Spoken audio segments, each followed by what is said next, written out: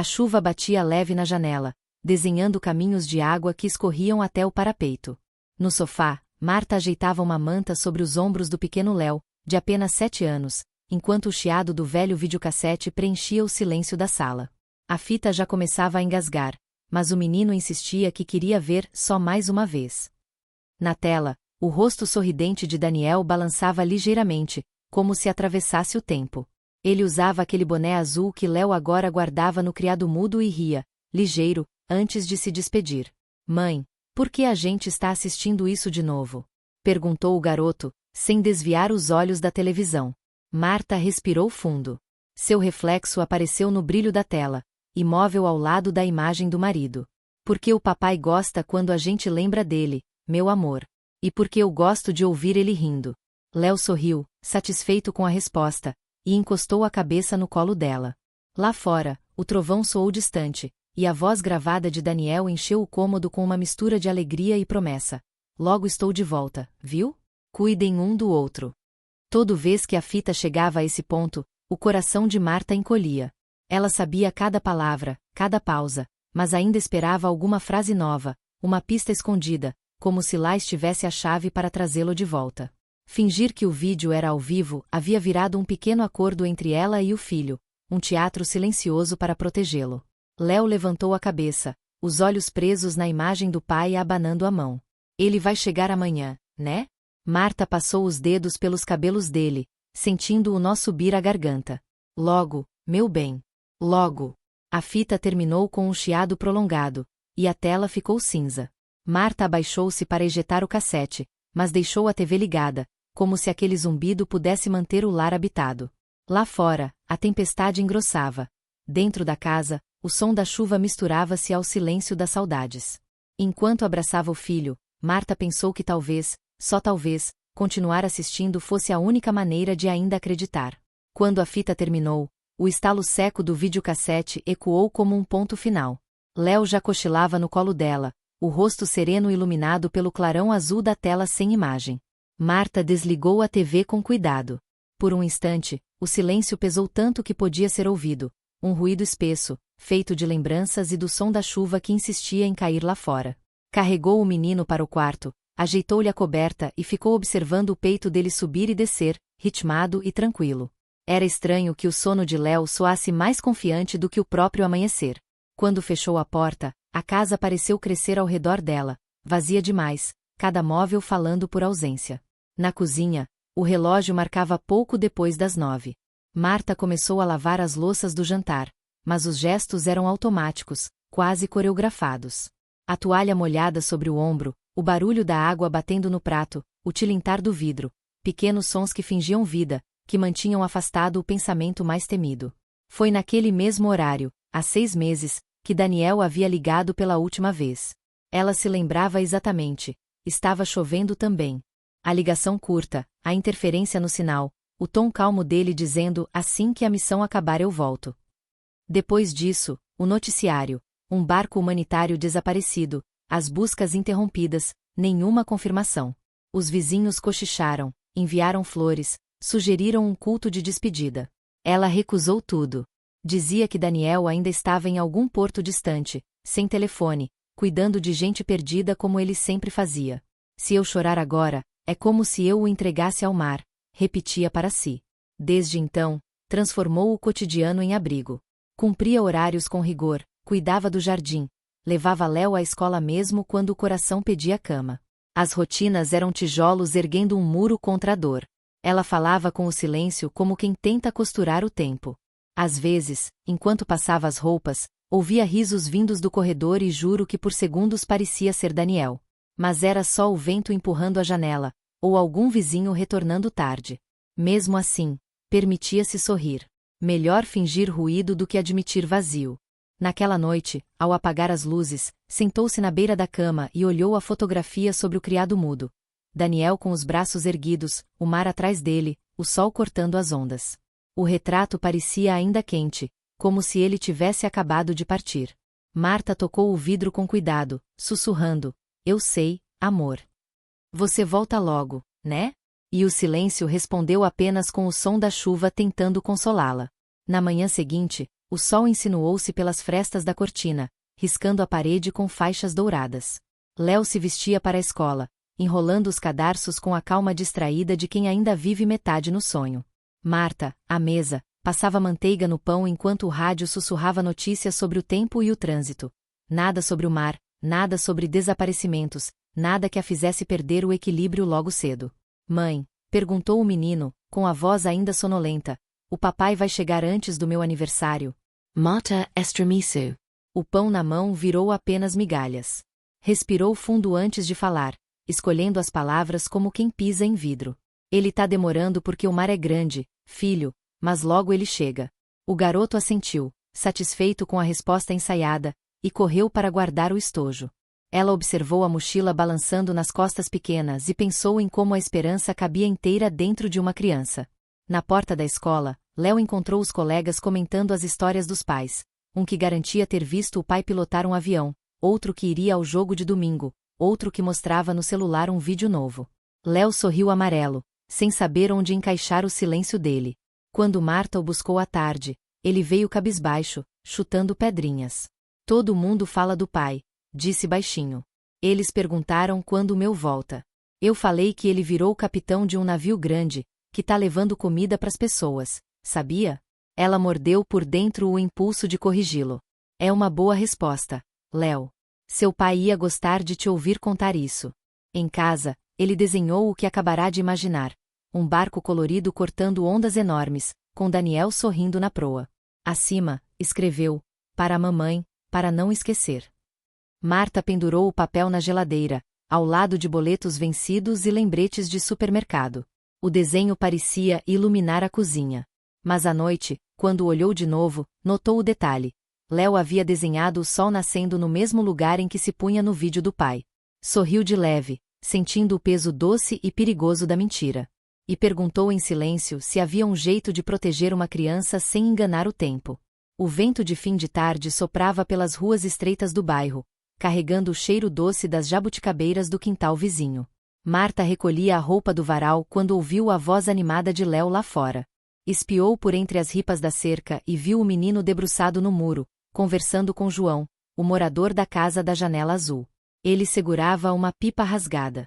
Tentando levantar voo. Campeão? Perguntava ele com um sorriso. Ela quebrou a linha, respondeu Léo, mostrando o papel rasgado nas bordas. João riu, aquela risada grave que preenchia o silêncio do quintal. Prometeu trazer barbante novo, e no dia seguinte, apareceu com uma caixa guardando carretel, cola e paciência. Enquanto consertavam, Marta observava da varanda, um pouco tensa, sem saber se intervia ou agradecia. Fazia meses que ninguém aproximava-se de verdade daquela casa. No final da tarde, a pipa subiu alto, colorida contra o céu amarelado. Léo gritou de alegria. João ergueu o braço como quem cumpria uma missão. Quando o vento levou o brinquedo ainda mais longe, Marta soltou um riso, pequeno, quase esquecido. E o susto desse sorriso doeu, como se fosse pecado sentir leveza depois de tanta ausência. Nos dias seguintes, o professor João começou a aparecer com frequência. Às vezes para deixar um livro infantil, outras, para ajudar Léo nos deveres de casa. Era viúvo, pedagogo da escola municipal, discreto no falar e atencioso nas gentilezas. Marta dizia a si mesma que era apenas bondade, mas havia algo no jeito calmo dele, na forma de olhar sem pressa, que lembrava Daniel nos primeiros tempos do casamento. Certa tarde, João trouxe um vaso de manacás para o jardim dela. Essas flores gostam de sol e de companhia, comentou. Enquanto ajudava a plantar, Marta percebeu que o som das vozes deles se misturava ao farfalhar das folhas, substituindo o silêncio costumeiro por uma harmonia estranha, confortável demais. À noite, ao arrumar o jantar, Marta se pegou cantarolando, e o próprio som a assustou. Apagou o fogo depressa, como se tivesse cometido algo indevido. Depois, ficou parada diante da janela azul que separava os quintais, o coração dividido entre gratidão e culpa. Não é traição lembrar como era bom conversar, pensou. Mas logo veio o medo, e se for? Léo entrou na cozinha, agitado, pedindo mais cola para outra pipa. Marta sorriu em meio às cinzas de pensamentos. Acho que o vento vai gostar dessa de amanhã, hein? Ele respondeu sem perceber o nó na voz da mãe. O riso dele devolveu à casa um barulho quase esquecido, barulho de vida. E, apesar da culpa que insistia em soprar por dentro, Marta sentiu que talvez o vento nostálgico do quintal carregasse também uma promessa de recomeço. O sábado amanheceu com cheiro de café forte e maresia distante.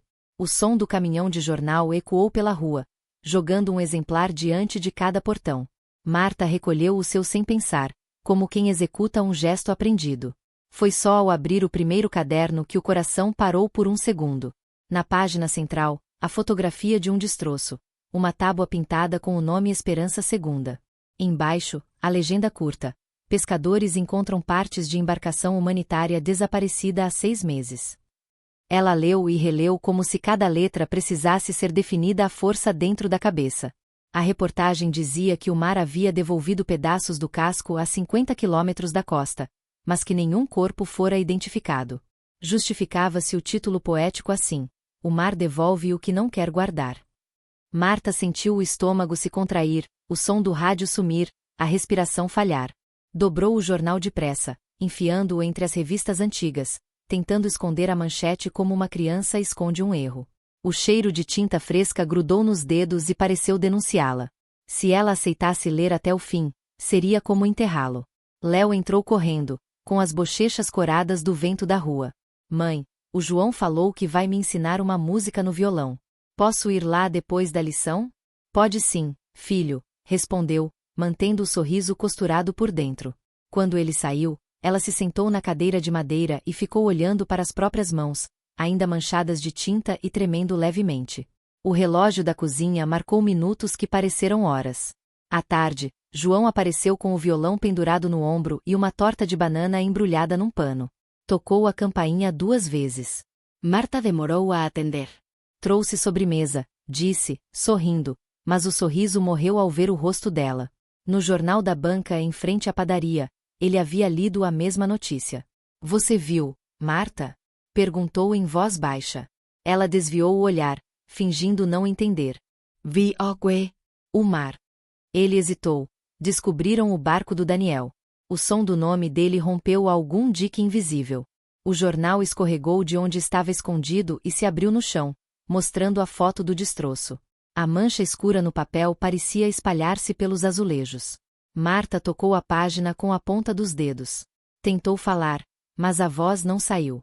João se aproximou, sem pressa, e apoiou a mão sobre o ombro dela. O toque simples bastou para que tudo ruísse. As lágrimas que ela havia negado durante 6 meses vieram de uma vez, silenciosas no início, depois violentas, quase gritos afogados. Ele ficou ali, de pé, sem dizer nada, apenas firme o bastante para que ela pudesse desabar. Entre soluços, ela murmurava fragmentos de desculpas, por ter mentido ao filho, por ter acreditado demais, por não conseguir abrir mão da esperança. Quando o choro se acalmou, ficou o vazio paradoxal da paz e da dor misturadas. Ela percebeu que não guardar luto também era uma forma de morrer aos poucos. João tirou um lenço do bolso e entregou-o a ela sem palavras. Lá fora, o vento virou as páginas do jornal espalhado, fazendo o som de ondas batendo contra rochas. Era como se a própria natureza assinasse a confirmação. Marta respirou fundo, olhou pela janela e finalmente conseguiu dizer, num sopro: então é verdade, o mar devolveu o que ainda era dele. Essa frase ficou suspensa no ar como uma prece, e pela primeira vez desde a gravação do vídeo, o silêncio da casa já não era negação, era luto começando a respirar. A noite chegou mansa, com o cheiro de terra molhada depois da chuva. Na sala, Marta separava roupas para doação enquanto Léo revirava caixas de brinquedos esquecidos no armário. De repente, o som quebrou o silêncio. Mãe, olha o que eu achei! Gritou ele, erguendo algo nas mãos. Era uma fita antiga, envolta em poeira e fita adesiva já amarelada. No rótulo, escrito com a letra firme de Daniel: para quando eu não voltar. O mundo pareceu parar por alguns segundos. Marta sentiu o ar sumir, o coração batendo pesado como tambor abafado. Aquela fita ela nunca tinha visto. Ou talvez tivesse evitado ver. Posso assistir, mãe? Perguntou Léo, inocente, balançando o cassete. Ela demorou a responder, os pensamentos tropeçando entre o medo do que poderia ouvir e o desejo de matar a saudade de uma vez. Depois de tanto tempo tentando calar o passado, era como se o próprio Daniel a chamasse. Respirou fundo. Pode, filho, mas senta aqui do meu lado. O chiado familiar do videocassete encheu a sala. A tela piscou, e a imagem apareceu. Daniel, um pouco suado, o vento bagunçando o cabelo.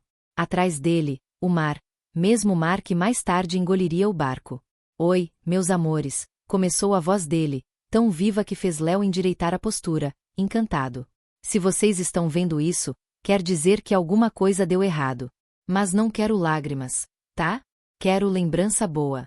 Marta levou a mão à boca. As palavras batiam nela como ondas antigas.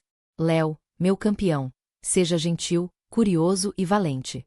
E cuide da sua mãe. Ela é mais forte do que pensa. Se um dia eu não voltar, lembrem que estar vivo é continuar amando. A tela tremia com o vento. O homem na gravação sorriu, aquele sorriso torto que misturava coragem e medo. O amor não termina com o mar, nem com o tempo. Ele só muda de lugar. A fita seguiu até o chiado preencher tudo de novo.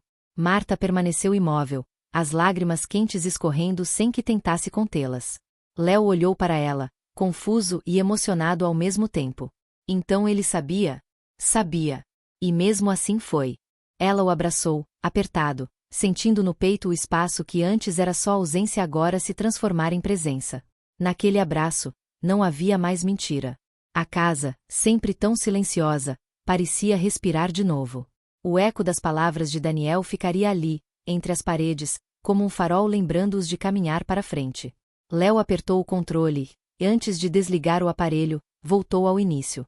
Posso ver mais uma vez? Marta sorriu, enxugando o rosto. Pode. Dessa vez, a gente assiste para dizer obrigado. E o vídeo recomeçou, devolvendo-lhes, por alguns minutos, a doçura de um reencontro que o tempo jamais conseguiria apagar. 7. O abraço e a verdade, 500 palavras, narrativa em português brasileiro. A madrugada se dissolveu em um clarão tímido, e o silêncio da casa parecia um véu leve depois do que haviam visto. A fita ainda estava quente dentro do videocassete. Leo dormía encostado no hombro de Marta, exausto de tanta emoção. Ela ficou olhando o rosto dele, tentando adivinhar o que sonhava. Talvez o pai falando de novo, talvez o mar finalmente quieto. Quando o despertador marcou 6 horas, o menino acordou devagar. Ficou alguns segundos olhando para a televisão desligada, depois para a mãe. Mãe, o papai não vai voltar, né? O som da frase atravessou a sala como um sopro frio. Marta respirou fundo, buscando coragem naquele punhado de ar. Não havia mais espaço para invenções, nem necessidade de prolongar o faz de conta. Aquela era a hora de ensinar que amor e dor, às vezes, caminham juntos. Não, meu amor. Ele não vai voltar pro corpo da gente como antes. Mas tá vendo?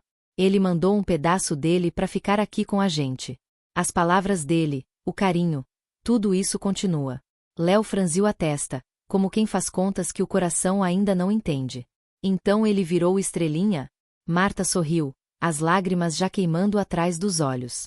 Virou, mas continua morando na gente. Toda vez que você faz algo bonito, ele sorri lá onde tiver. O menino ficou em silêncio por um instante, mordendo o lábio inferior. Depois ergueu o olhar cheio de brilho e perguntou baixinho: e agora, a gente para de esperar? Ela segurou o rosto dele entre as mãos. A gente nunca para de querer bem, filho. A diferença é que agora a gente vive lembrando dele, não esperando. Léo pensou um pouco, encostou a cabeça no peito da mãe e sussurrou: você é muito corajosa, sabia? As palavras o aqueceram por dentro. Marta não se lembrava da última vez que alguém a chamara assim. Talvez Daniel, antes de embarcar. Abraçou o menino com força, e nesse abraço cabia tudo o que ainda precisava dizer. Ali, naquele instante, nenhuma ausência pesava. Existia apenas uma presença diferente, mais silenciosa, porém inteira. Depois, juntos, foram até o quintal. O céu ainda cinza prometia sol. Léo apontou para uma estrela teimosa que restava visível, tecendo o próprio consolo.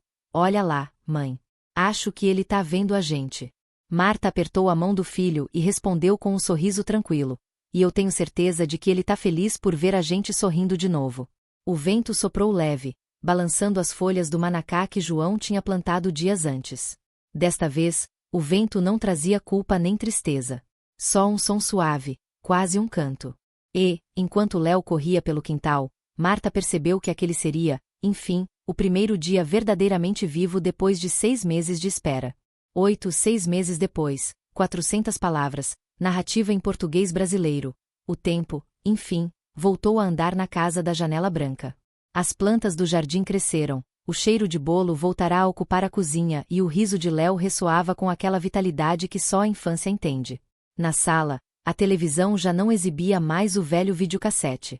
Agora, rodava pequenos filmes gravados pelo próprio Léo, com a câmera que herdara de Daniel. Era ele quem narrava as aventuras de todo dia, a mãe cozinhando com avental manchado de farinha, o professor João cantando desafinado enquanto regava o manacá, e ele mesmo correndo atrás da pipa que teimava em voar baixo. Marta assistia sentada no sofá, às vezes com lágrimas nos olhos, mas dessa vez de emoção boa. Ali, naquela sequência de imagens tremidas e risadas, ela reconhecia o coração que o marido tinha deixado para eles, não um coração partido, e sim um coração que sabia recomeçar. O mar ainda doía na lembrança, mas a vida voltará a respirar. O chiado das antigas fitas se transformará em som de vento entre as árvores, em gargalhadas no quintal, em barulho de panela tampada às pressas porque alguém sempre chegava para o café. João continuava por perto, gentil, sem nunca tentar ocupar o lugar de Daniel. Era presença, não substituição. Tornou-se amigo, porto seguro, e só isso já bastava. Certa tarde, Léo mostrou à mãe seu novo vídeo. Chamava-se As Coisas que Continuam. Durante 1 minuto e meio, imagens simples se sucediam. O pôr do sol visto da janela azul, o sorriso de João, as mãos de Marta ajeitando um botão de camisa e, por fim, uma foto de Daniel colada na parede. Por cima, a voz do menino dizia: "O papai virou mar. E o mar não vai embora, ele só muda de forma." Marta ficou em silêncio, sentindo um nó doce apertar a garganta. Abraçou o filho e percebeu que, de algum modo, Daniel tinha cumprido o que prometera no vídeo. Deixará neles a coragem de continuar amando. Quando a TV escureceu, um raio de sol invadiu a sala, iluminando os brinquedos espalhados no chão. Marta levantou-se, abriu a janela e deixou o ar entrar.